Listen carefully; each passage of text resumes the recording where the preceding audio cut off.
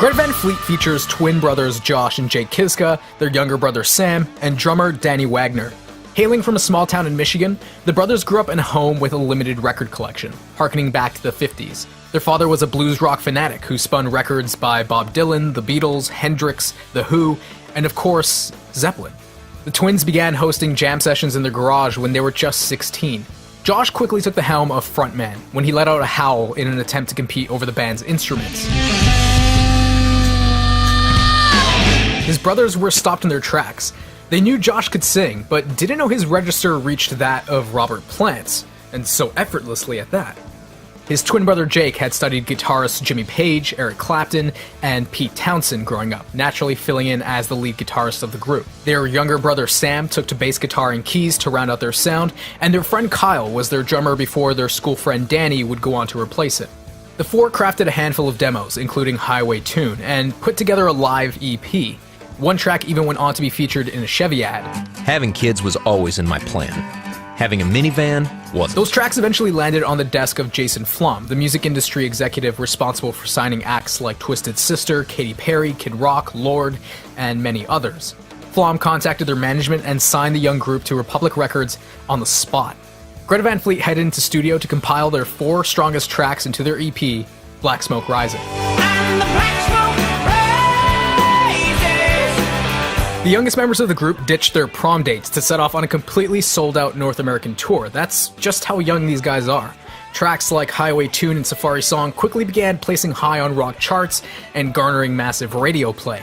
Their label seems to be pushing them pretty hard. Although they may not be original, the raw, hard rock sound stands out against most radio rock. A few months later, they headed back to studio to expand their catalog with the double EP, From the Fires. Everyone knows.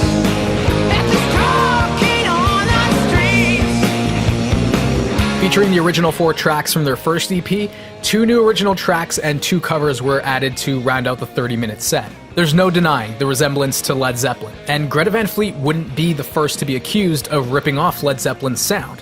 It happens every couple of years. When Rush released their debut in 1974, people started labeling them as the Canadian Led Zeppelin.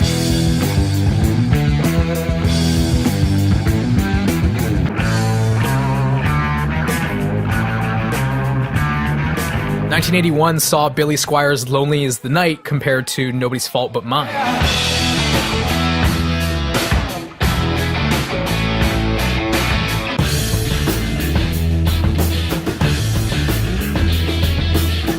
And of course, one of the guiltiest, Kingdom Come's 1988 single, Get It On, was criticized by Jimmy Page himself for stealing a riff off Kashmir.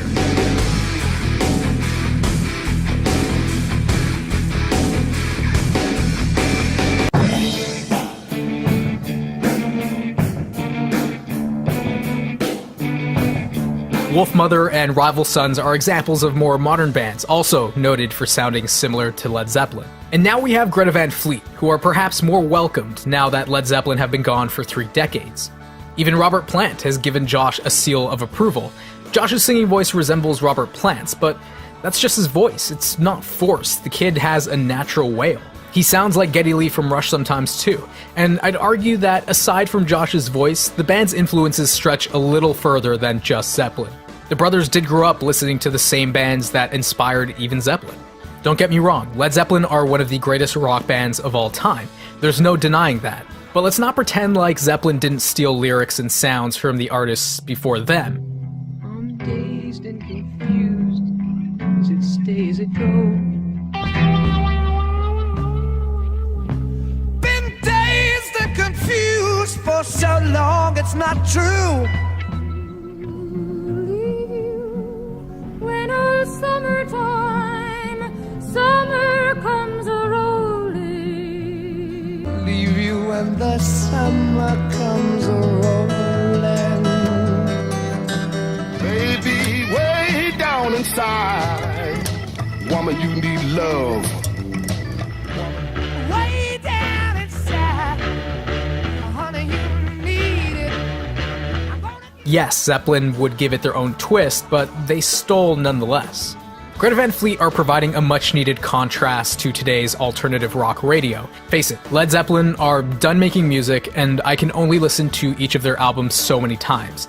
This generation won't get to see Led Zeppelin live on stage, and we won't hear new tracks by the classic rock band, leaving Greta Van Fleet to kind of fill the void. So, are Greta Van Fleet the next Led Zeppelin? No, they're not.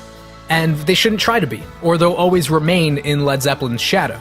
Greta Van Fleet are at the beginning of their musical careers, so of course they're still wearing their influences heavily on their sleeves. They're a talented young band, all under 22 years of age, and with their debut record still in the works, I think with a little more time, they'll grow to find their sound and build upon their influences. Only time will tell. For now, enjoy the music. There are worse things you could sound like than Led Zeppelin.